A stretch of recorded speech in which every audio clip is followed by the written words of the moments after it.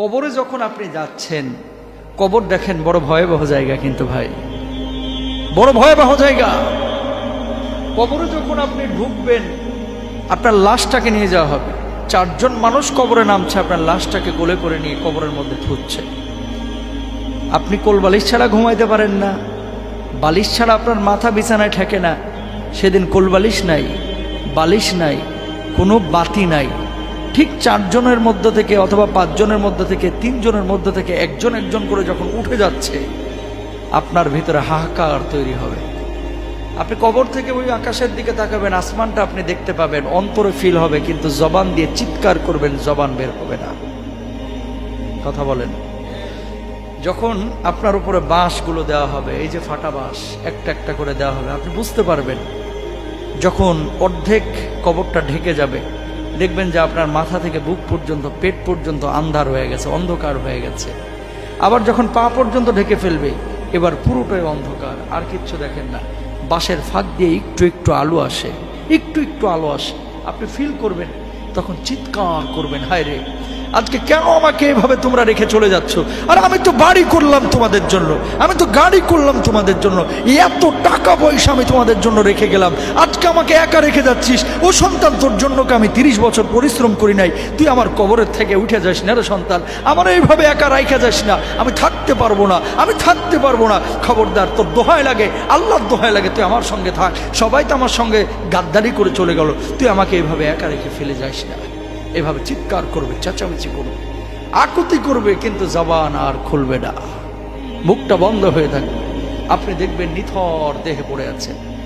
এই যে বাঁশের ফাঁক দিয়ে একটু একটু আলো ঢুকতেছিল, একটু পরে যখন একটা চাটাই বা পাটি দেওয়ার পরে তার উপরে মাটি ফেলা শুরু করবে, এখন দেখবেন বিদঘুটে অন্ধকার।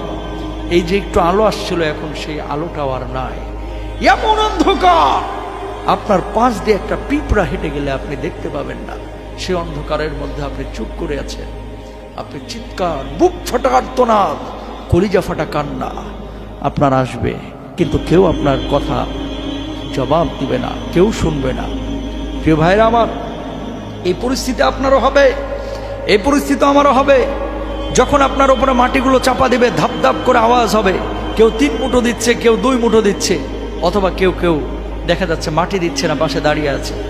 যখন আপনি আওয়াজটা শুনবেন, তখন আপনি পৃথিবীর পরিচয়টা পাবেন। হায় রে, এত আয়োজন, এই যে 60 বছরের জিন্দেগি, এত কিছু করে আসলাম, কার জন্য করলাম, কার জন্য করলাম? কেন আমি কবরের জন্য আগেই প্রস্তুত হয়নি? আল্লাহু আকবার বলেন।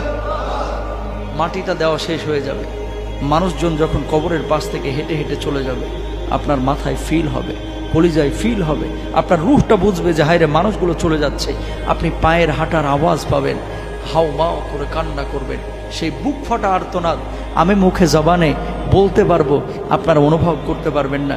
সেই অনুভব, সেই অনুভূতি তখনই আপনার হবে, এই ওয়াজটা তখনই আপনার মনে পড়বে, যখন আপনি আমি কবরে শুব, আর আমার কবরের পাশ দিয়ে আমার ধুয়ে ওই অন্ধকার কবরে আমার বাচ্চা, আমার ভাই, আমার বাবা, আমার মামা, আমার খালু, আমার চাচারা, আমার বন্ধু বান্ধব, যাদের সঙ্গে আমার সন্ধ্যা কাটতো, যাদের সঙ্গে আমার সকাল কাটতো, তারা যখন হেঁটে হেঁটে হেঁটে হেঁটে চলে যাবে, ওদের পায়ের আওয়াজগুলো শুনবেন, তখন অনুভূত হবে যে হায়, এই ওয়াজটা তো আমি আগেই শুনেছিলাম। এরকম মনে হবে, কেন আমি প্রস্তুতি নিয়ে কবরে ঢুকলাম না, কেন আমি প্রস্তুতি নিয়ে কবরে ঢুকলাম না? বলুন আল্লাহু আকবার।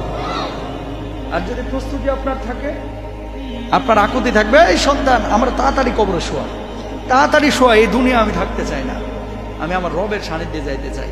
প্রস্তুতি আপনার থাকবে, জান্নাতের নাজ নিয়ামত আপনার সামনে চলে আসবে, নামাজ আপনাকে গার্ড দিবে, রোজা আপনাকে গার্ড দিবে, কোরআন আপনাকে গার্ড দিবে, আপনার কবরটাকে ঘিরে রাখবে, কেউ আপনাকে ডিস্টার্ব করতে পারবে না। আল্লাহ তাআলা ফেরেশতাদেরকে বলবে, আমার কলিজার টুকরা, আল্লাহ সুবহানাহু ওয়া তাআলা, আল্লাহ তাআলা ফেরেশতাদেরকে বলবে, আমার এই বান্দাকে তোরা এমন ঘুম পাড়ায়া দেয় যাতে করে কিয়ামতের আগে এই ঘুম না ভাঙে, আর কবরটাকে জান্নাতের টুকরা বানায়া দেয়। এখন আপনার সিদ্ধান্ত, আপনি কি বেঈমানদের মতো মরতে চান নাকি ইমানদারদের মতো মরতে চান? যদি ইমানদারদের মতো মরেন তাহলে আপনার পরিস্থিতি ভালো, যদি বেঈমানের মতো মরেন আপনার পরিস্থিতি খারাপ। Rose TV 24. Enjoy by listening to the Holy Quran.